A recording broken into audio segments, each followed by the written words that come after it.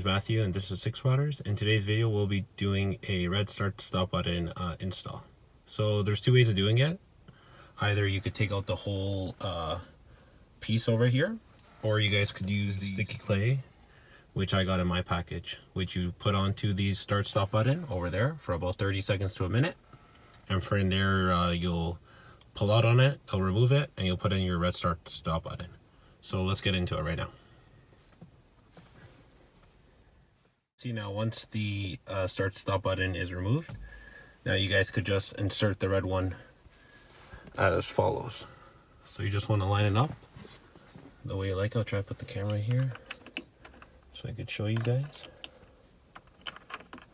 So you're going to want to line it up straight the way you like to, and then you're just going to set it right in there. So give me a second. You guys can see the end outcome. It looks amazing.